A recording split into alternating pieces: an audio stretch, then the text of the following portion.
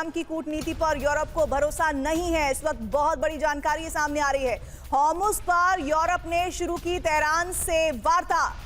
Iran के सरकारी media ने इस बात की तस्दीक की है, डिटेल में जानकारी दी है। हॉर्मुज स्ट्रेट में आवाजाही पर बातचीत जारी है। यूरोप के IRGC के संपर्क में होने का दावा है।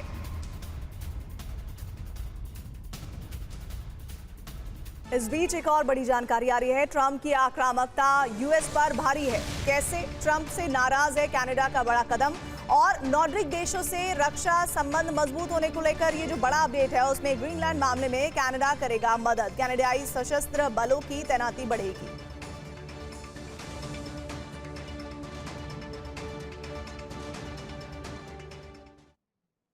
घड़ी की सुइयां टिक टिक कर रही हैं। ईरान के पास सिर्फ 48 घंटे का आखिरी अल्टीमेटम है। या तो शर्तों पर डील होगी या फिर 48 घंटे बाद सीधा तबाही का विस्फोट होगा।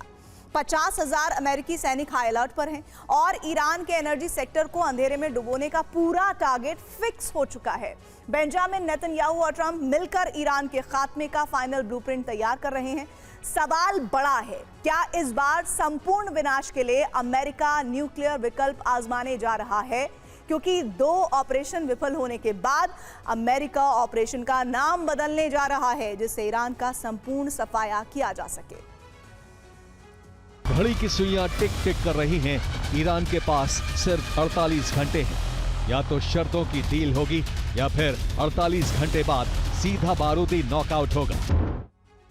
अगले 48 घंटे काफी अहम है। इसके बाद इजराइल हमला कर सकता है।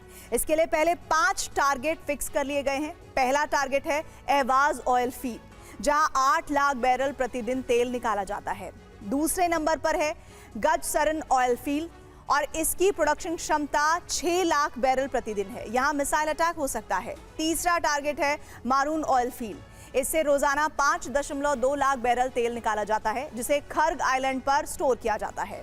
कमांड सेंटर से चौथे टारगेट आजाद गन ऑयल फील्ड पर निगरानी रखी जा रही है।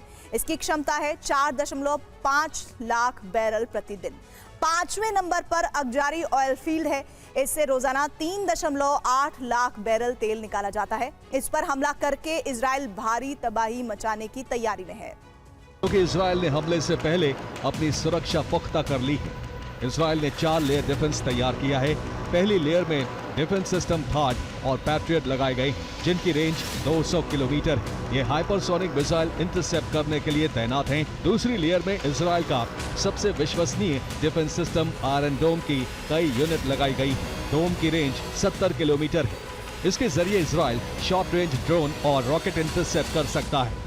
तीसरी लेयर में एरो का दूसरा और तीसरा वर्जन लगाया गया है। इसकी रेंज 200 किलोमीटर है। ये मीडियम रेंज ड्रोन और मिसाइल इंटरसेप्ट कर सकता है। जबकि चौथी और आखिरी लेयर में डेविड स्लिंग का एडवांस्ड वर्जन लगाया गया है, जिसकी रेंज 300 किलोमीटर है।